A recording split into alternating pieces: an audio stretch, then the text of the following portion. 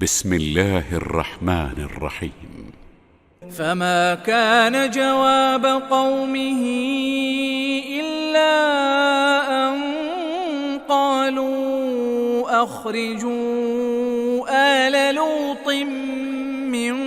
قريتكم إنهم أناس يتطهرون فأنجيناه وأهله إلا امرأته قدرناها من الغابرين وأمطرنا عليهم مطرا فساء مطر المنذرين قل الحمد لله وسلام على عباده الذين اصطفى الله خير أما يشركون أمن خلق السماوات والأرض وأنزل لكم من السماء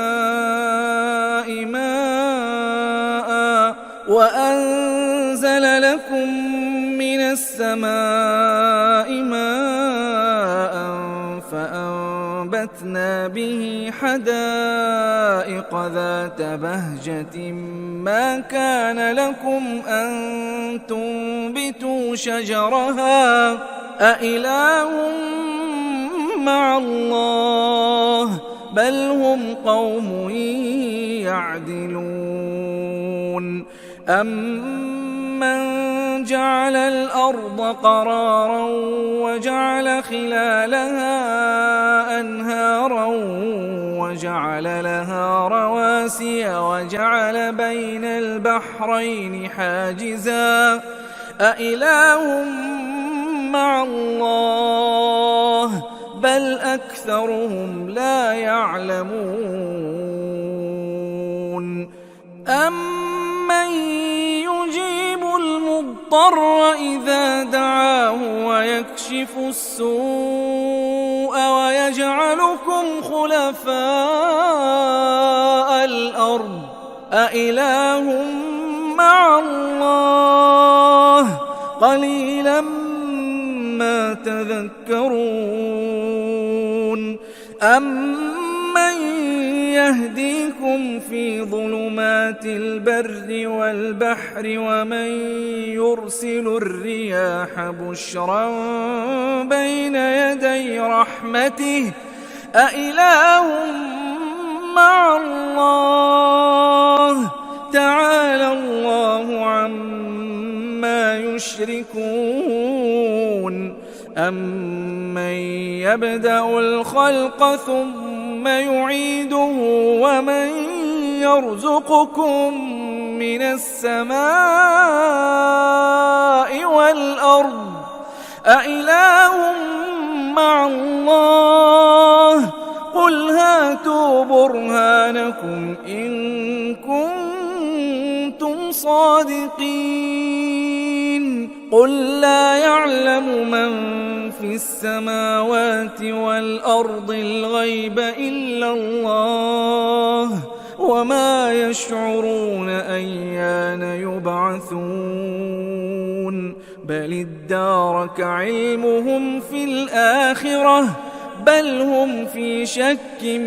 منها بل هم منها عمون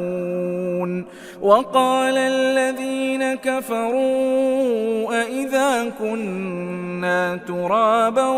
وآباؤنا أئنا لمخرجون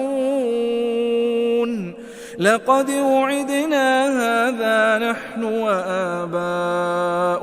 من قبل إن هذا إلا أساطير الأولين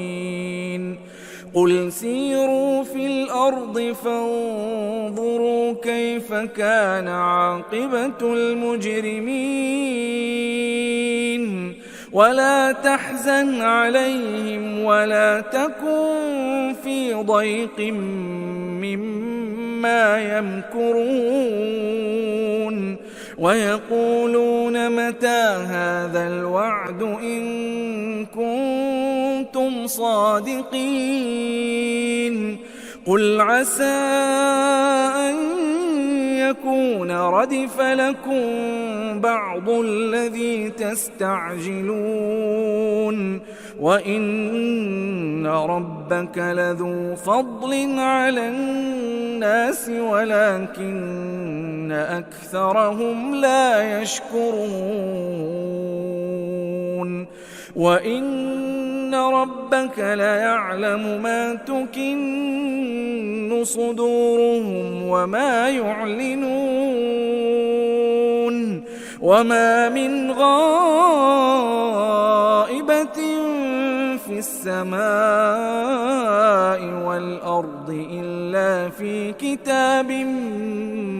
مبين إن هذا القرآن يقص على بني إسرائيل أكثر الذي هم فيه يختلفون وإنه لهدى ورحمة للمؤمنين إن ربك يقضي بينهم بحكمه وهو العزيز العليم فتوكل على الله إنك على الحق المبين إنك لا تسمع الموتى ولا تسمع الصم الدعاء إذا ولوا مدبرين وما أنت بهاد العمي عن ضلالتهم إن تسمع إلا من يؤمن بآياتنا فهم مسلمون وإذا وقع القول عليهم أخرجنا لهم دابة من الأرض تكلمهم أن الناس كانوا بآياتنا لا يوقنون ويوم نحشر من كل أمة فوجا ممن يكذب بآياتنا فهم يوزعون حتى إذا جاءوا قال أكذبتم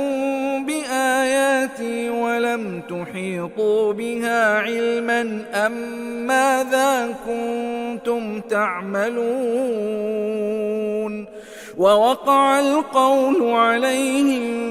بما ظلموا فهم لا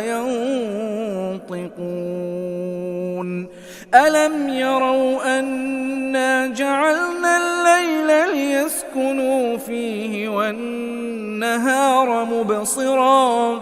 إن في ذلك لآيات لقوم يؤمنون ويوم ينفخ في الصور ففزع من في السماوات ومن في الأرض إلا من شاء الله وكل أتوه داخرين وترى الجبال تحسبها جامدة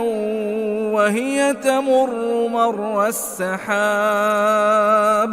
صنع الله الذي أتقن كل شيء إنه خبير بما تفعلون من جاء بالحسنة فله خير منها وهم من فزع يومئذ آمنون ومن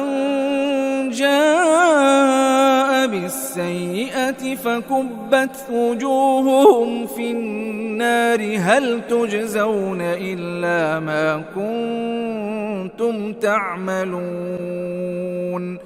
إنما أمرت أن أعبد رب هذه البلدة الذي حرمها وله كل شيء وأمرت أن أكون من المسلمين وأن أتلو القرآن فمن اهتدى فإنما يهتدي لنفسه ومن ضل فقل إنما أنا من المنذرين وقل الحمد لله سيريكم آياته فتعرفونها وما ربك بغافل عما تعملون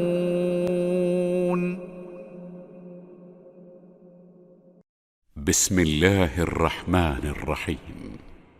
طاسيم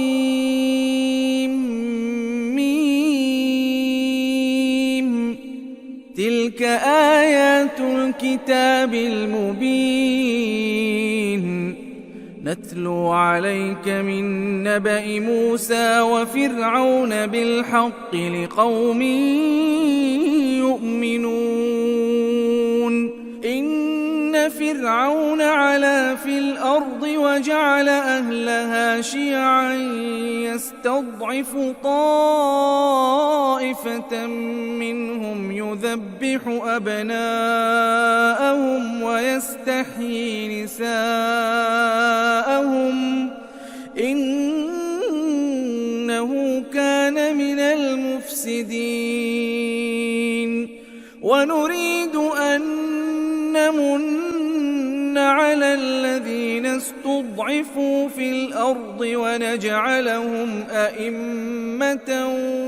ونجعلهم الوارثين ونمكن لهم في الأرض ونري فرعون وهامان وجنودهما منهم ما كانوا يحذرون وأوحينا إلى أم موسى أن أرضعيه فإذا خفت عليه فألقيه في اليم ولا تخافي ولا تحزني إنا رادوه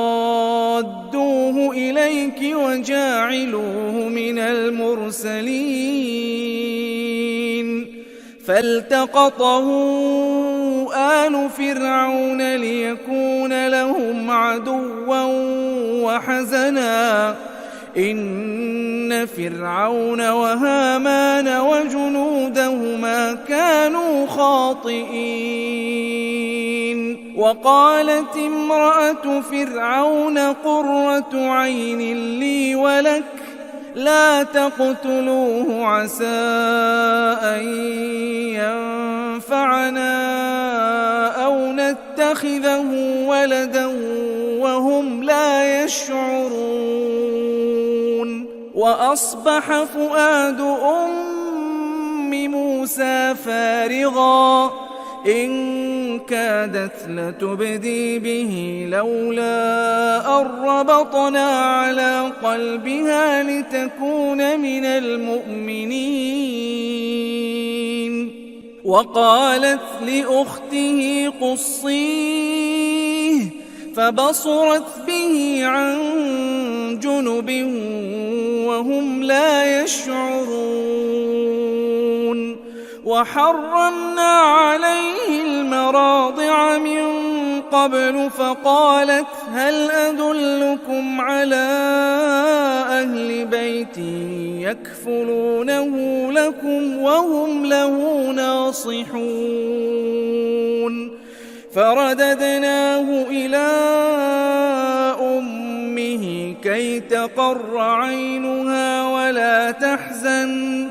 ولا تحزن ولتعلم أن وعد الله حق ولكن أكثرهم لا يعلمون. ولما بلغ أشده واستوى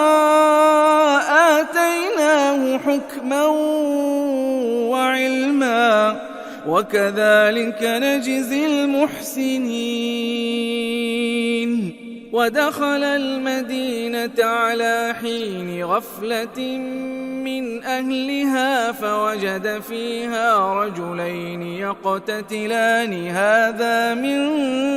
شيعته وهذا من عدوه فاستغاثه الذي من شيعته على الذي من عدوه فوكزه موسى فقضى عليه قال هذا من عمل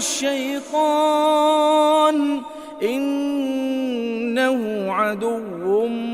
مضل مبين. قال رب إني ظلمت نفسي فاغفر لي فغفر له إنه هو الغفور الرحيم. قال رب بما أنعمت علي فلن أكون ظهيرا للمجرمين. فأصبح في المدينة خائفا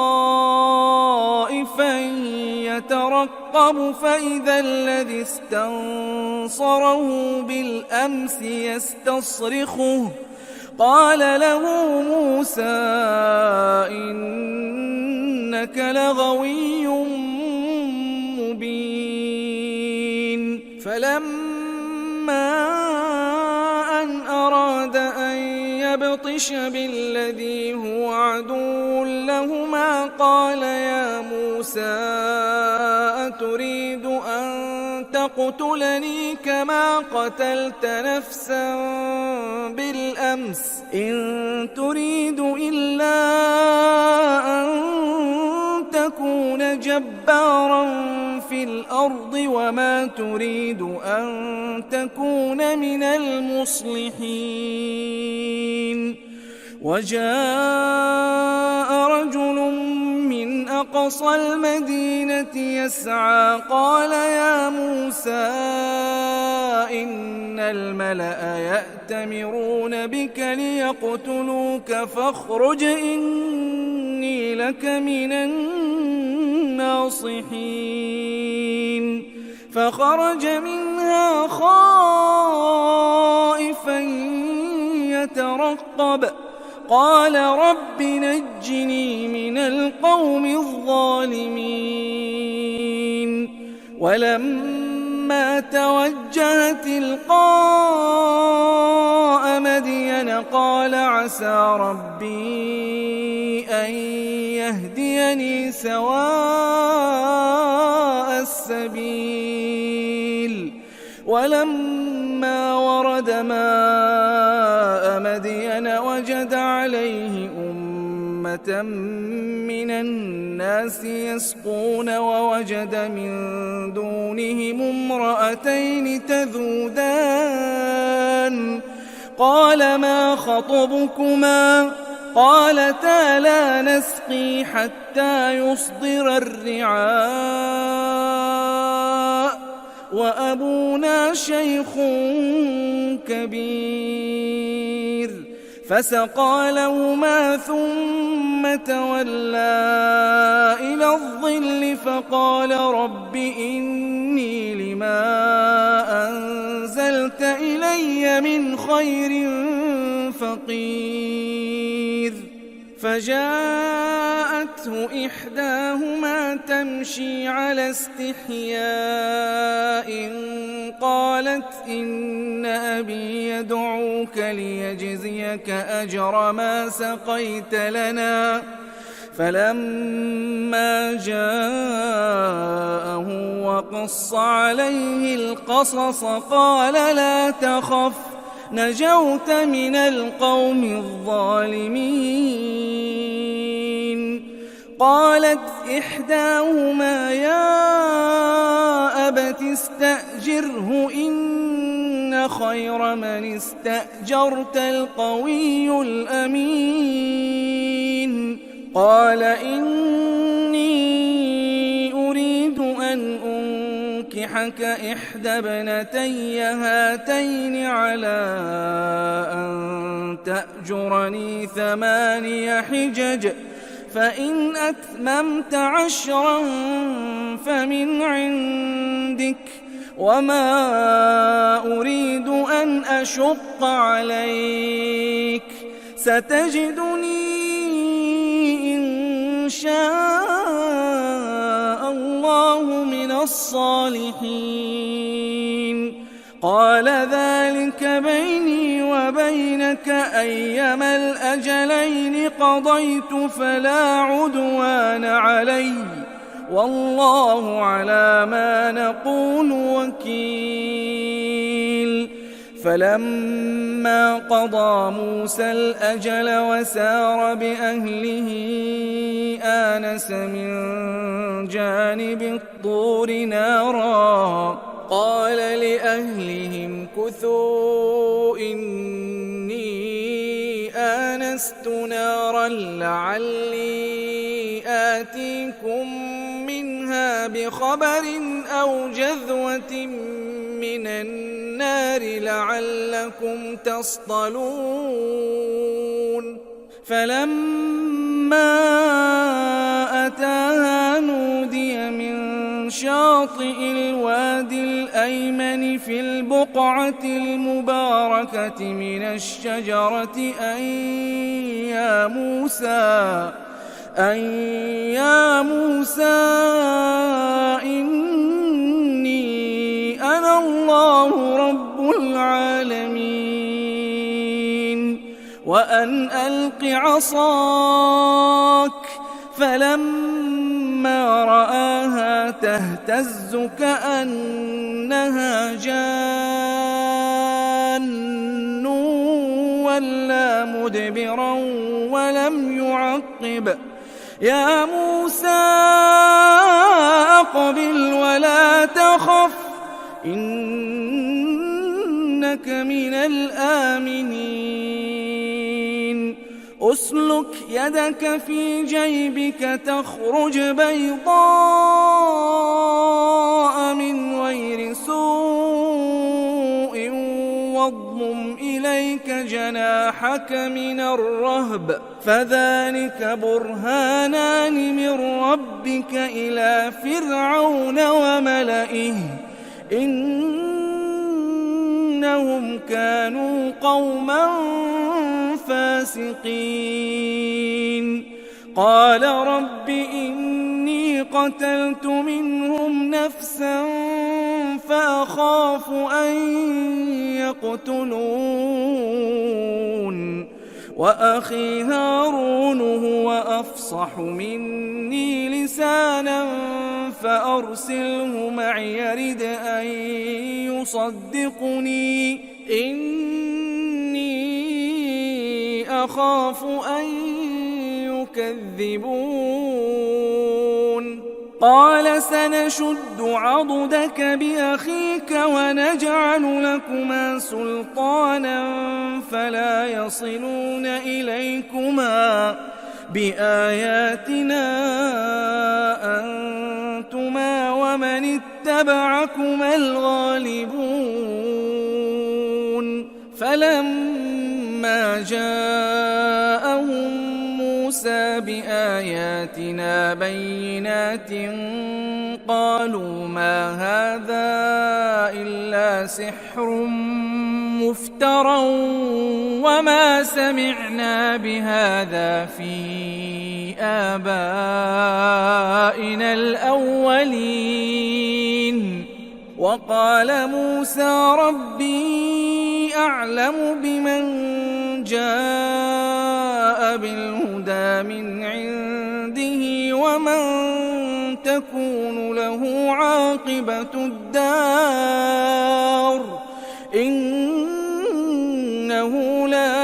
يفلح الظالمون. وقال فرعون يا أيها الملأ ما علمت لكم من إله غيري فأوقد لي يا هامان على الطين فاجعل لي صرحا لعلي أطلع إلى إله موسى وإني لأظنه من الكاذبين.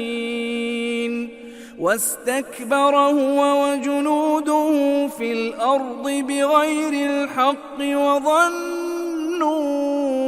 أنهم إلينا لا يرجعون فأخذناه وجنوده فنبذناهم في اليم فانظر كيف كان عاقبة الظالمين. وجعلناهم أئمة يدعون إلى النار ويوم القيامة لا ينصرون. وأتبعناهم في هذه الدنيا لعنة ويوم القيامة هم من المقبوحين. ولقد آتينا موسى الكتاب من بعد ما أهلكنا القرون الأولى بصائر للناس وهدى ورحمة لعلهم يتذكرون. وما كنت بجانب الغربي إذ قضينا إلى موسى الأمر وما كنت من الشاهدين ولكننا أنشأنا قرونا فتطاول عليهم العمر وما كنت ثاويا في أهل مدين تتلو عليهم آياتنا ولكننا كنا مرسلين. وما كنت بجانب الطور إذ نادينا ولكن رحمة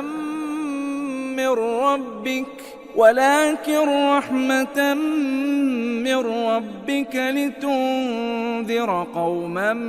ما أتاهم من نذير من قبلك لعلهم يتذكرون. ولولا أن تصيبهم مصيبة بما قدمت أيديهم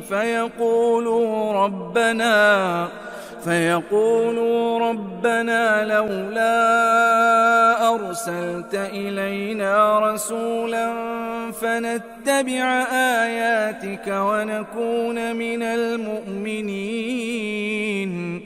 فلما جاءهم الحق من عندنا قالوا لولا أوتي مثل ما أوتي موسى أولم يكفروا بما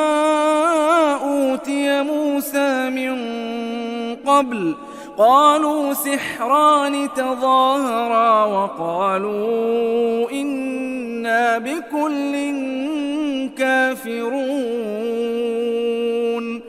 قل فأتوا بكتاب من عند الله هو أهدى منهما أتبعه إن كنتم صادقين. فإن لم يستجيبوا لك فاعلم أنما يتبعون أهواءهم ومن أضل ممن اتبع هواه بغير هدى من الله إن الله لا يهدي القوم الظالمين. ولقد وصلنا لهم القول لعلهم يتذكرون الذين آتيناهم الكتاب من قبله هم به يؤمنون وإذا يتلى عليهم قالوا آمنا به إنه الحق من ربنا إنا كنا من قبله مسلمين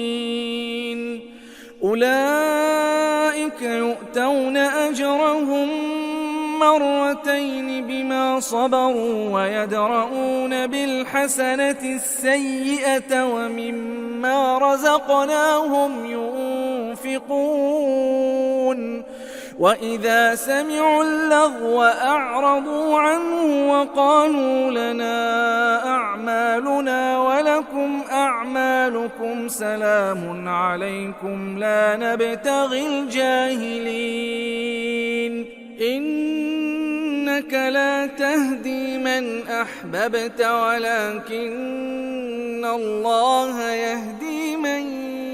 يشاء وهو أعلم بالمهتدين وقالوا إن نتبع الهدى معك نتخطف من أرضنا أولم نمكن لهم حرما آمنا يجبى إليه ثمرات كل شيء رزقا من لدنا ولكن أكثرهم لا يعلمون وكم أهلكنا من قرية بطرت معيشتها فتلك مساكنهم لم تسكن من بعدهم إلا قليلا وكنا نحن الوارثين وما كان ربك مهلك القرى حتى يبعث في أمها رسولا يتلو عليهم آياتنا وما كنا مهلك القرى إلا وأهلها ظالمون وما أوتيتم من شيء فمتاع الحياة الدنيا وزينتها وما عند الله خير وأبقى أفلا تعقلون أفمن وعدناه وعدا حسنا فهو لاقيه كمن متعناه متاع الحياة الدنيا ثم هو يوم القيامة من المحضرين ويوم يناديهم فيقول أين شركائي الذين كنتم تزعمون قال الذين حق عليهم القول ربنا هؤلاء الذين أغويناهم كما غوينا تبرأنا إليك ما كانوا إيانا يعبدون وقيل ادعوا شركاءكم فدعوهم فلم يستجيبوا لهم ورأوا العذاب لو أنهم كانوا يهتدون ويوم يناديهم فيقول ماذا أجبتم المرسلين فعميت عليهم الأنباء يومئذ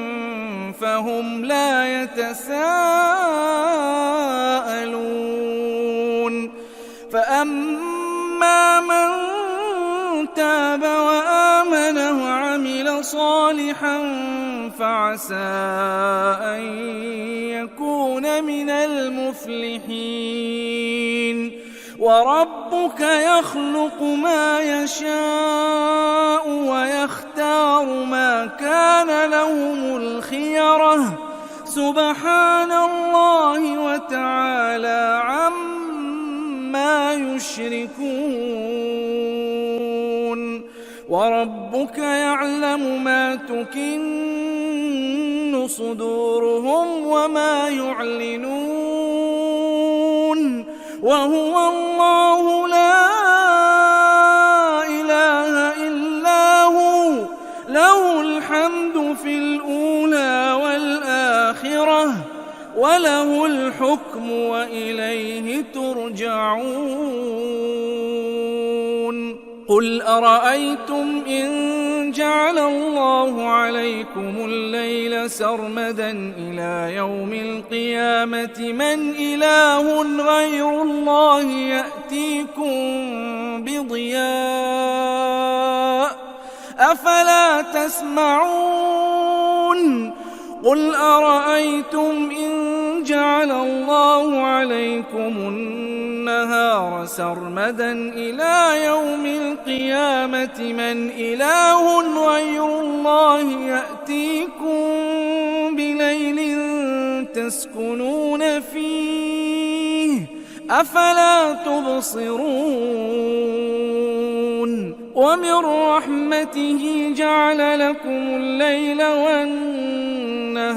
لتسكنوا فيه ولتبتغوا من فضله ولعلكم تشكرون ويوم يناديهم فيقول أين شركائي الذين كنتم تزعمون ونزعنا من كل أمة شهيدا فقلنا هاتوا برهانكم فعلموا أن الحق لله وضل عنهم ما كانوا يفترون إن قارون كان من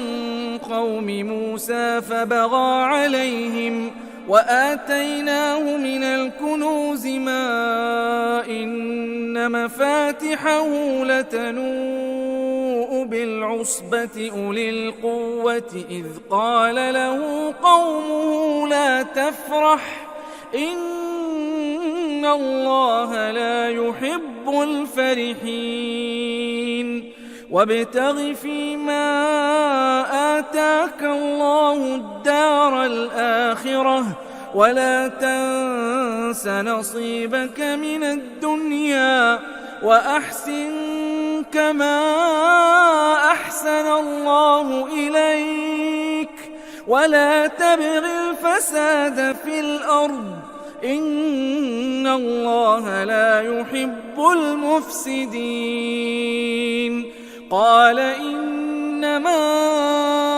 أوتيته على علم عندي أولم يعلم أن الله قد أهلك من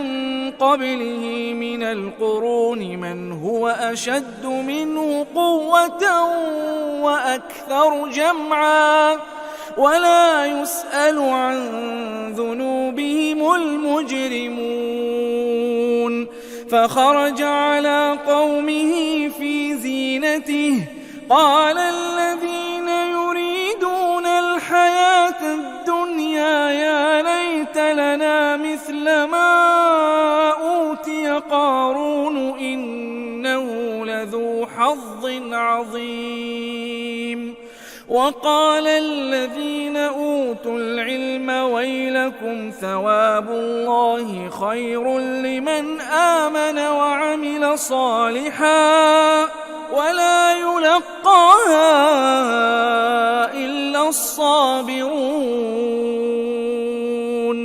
فخسفنا به وبداره الأرض فما كان له من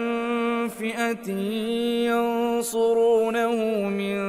دون الله وما كان من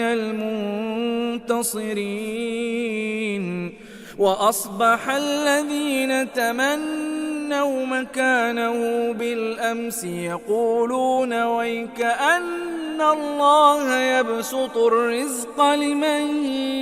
يشاء من عباده ويقدر لولا أمن الله علينا لخسف بنا ويكأنه لا يفلح الكافرون. تلك الدار الآخرة نجعلها للذين لا يريدون علوا في الأرض ولا فسادا والعاقبة للمتقين. من جاء بالحسنة فله خير منها ومن جاء بالسيئة فلا يجزى الذين عملوا السيئات إلا ما كانوا يعملون. إن الذي فرض عليك القرآن لرادك إلى معاد قل ربي أعلم من جاء بالهدى ومن هو في ضلال مبين. وما كنت ترجو أن يلقى إليك الكتاب إلا رحمة من ربك فلا تكونن ظهيرا للكافرين. ولا يصدنك عن آيات الله بعد إذ أنزلت إليك وادع إلى ربك ولا تكونن من المشركين. ولا تدع مع الله إلها آخر لا إله إلا هو كل شيء هالك إلا وجهه له الحكم وإليه ترجعون.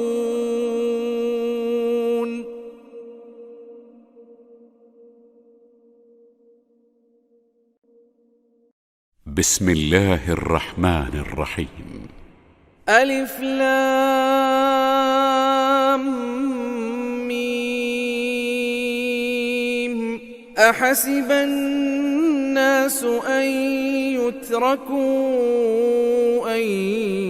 يقولوا آمنا وهم لا يفتنون. ولقد فتنا الذين من قبلهم فليعلمن الله الذين صدقوا وليعلمن الكاذبين. أم حسب الذين يعملون السيئات أن يسبقونا ساء ما يحكمون. من كان يرجو لقاء الله فإن أجل الله لآت وهو السميع العليم. ومن جاهد فإنما يجاهد لنفسه إن الله لغني عن العالمين. والذين آمنوا وعملوا الصالحات لنكفرن عنهم سيئاتهم ولنجزينهم أحسن الذي كانوا يعملون.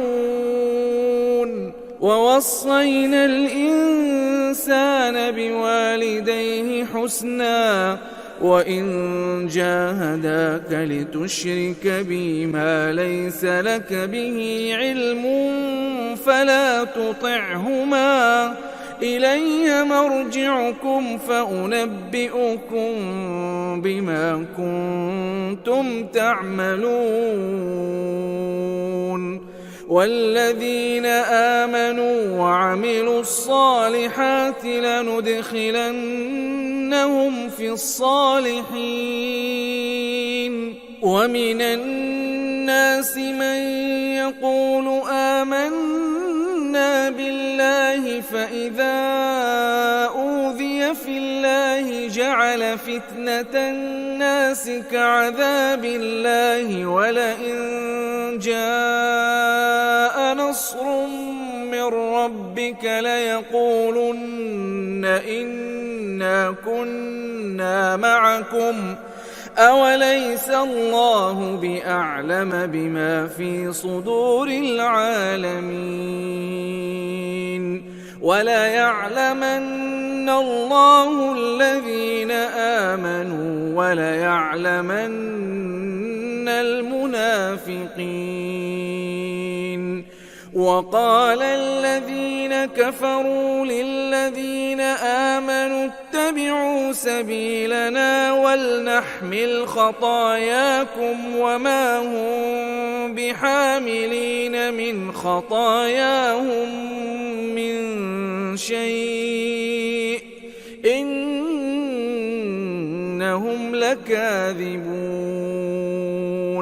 وليحملن أثقالهم وأثقالا مع أثقالهم وليسألن يوم القيامة عما كانوا يفترون ولقد أرسلنا نوحا إلى قومه فلبث فيهم 1000 سنة إلا 50 عاما فأخذهم الطوفان وهم ظالمون فأنجيناه وأصحاب السفينة وجعلناها آية للعالمين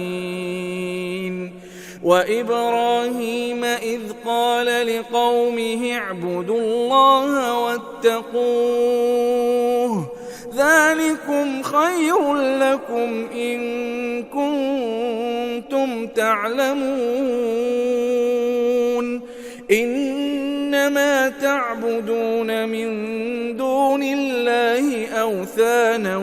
وتخلقون إفكا إن الذين تعبدون من دون الله لا يملكون لكم رزقا فابتغوا عند الله الرزق واعبدوه واشكروا له إليه ترجعون وإن تكذبوا فقد كذب من قبلكم وما على الرسول إلا البلاغ المبين أولم يروا كيف يبدئ الله الخلق ثم يعيده إن ذلك على الله يسير قل سيروا في الأرض فانظروا كيف بدأ الخلق ثم الله ينشئ النشأة الآخرة إن الله على كل شيء قدير يعذب من يشاء ويرحم من يشاء وإليه تقلبون وما أنتم بمعجزين في الأرض ولا في السماء وما لكم من دون الله من ولي ولا نصير. والذين كفروا بآيات الله ولقائه أولئك يئسوا من رحمتي وأولئك لهم عذاب أليم. فما كان جواب قومه إلا أن قالوا اقتلوه أو حرقوه فأنجاه الله من النار. إن في ذلك لآيات لقوم يؤمنون. وقال إنما اتخذتم من دون الله أوثانا مودة بينكم في الحياة الدنيا ثم يوم القيامة يكفر بعضكم ببعض ويلعن بعضكم بعضا ومأواكم النار وما لكم من ناصرين. فآمن له لوط وقال إني مهاجر إلى ربي إنه هو العزيز الحكيم. ووهبنا له إسحاق ويعقوب وجعلنا في ذريته النبوة والكتاب وآتيناه أجره في الدنيا وإنه في الآخرة لمن الصالحين. ولوطا إذ قال لقومه إنكم لتأتون الفاحشة ما سبقكم بها من أحد من العالمين. أئنكم لتأتون الرجال وتقطعون السبيل وتأتون في ناديكم المنكر. فما كان جواب قومه إلا أن قالوا ائتنا بعذاب الله إن كنت من الصادقين. قال رب انصرني على القوم المفسدين. ولما جاءت رسلنا إبراهيم بالبشرى قالوا إنا مهلكو أهل هذه القرية إن أهلها كانوا ظالمين. قال إن فيها لوطا قالوا نحن أعلم بمن فيها لننجينه وأهله إلا امرأته كانت من الغابرين. ولما أن جاءت رسلنا لوطا سيء بهم وضاق بهم ذرعا وقالوا لا تخف ولا تحزن إنا منجوك وأهلك إلا امرأتك كانت من الغابرين. إنا منزلون على أهل هذه القرية رجزا من السماء بما كانوا يفسقون. ولقد تركنا منها آية بينة لقوم يعقلون. وإلى مدين أخاهم شعيبا فقال يا قوم اعبدوا الله وارجوا اليوم الآخر ولا تعثوا في الأرض مفسدين فكذبوه فأخذتهم الرجفة فأصبحوا في دارهم جاثمين وعادا وثمود وقد تبين لكم من مساكنهم وزين لهم الشيطان أعمالهم فصدهم عن السبيل وكانوا مستبصرين وقارون وفرعون وهامان ولقد جاءهم موسى بالبينات فاستكبروا في الأرض وما كانوا سابقين فكلا أخذنا بذنبه فمنهم من أرسلنا عليه حاصبا ومنهم من أخذته الصيحة ومنهم من خسفنا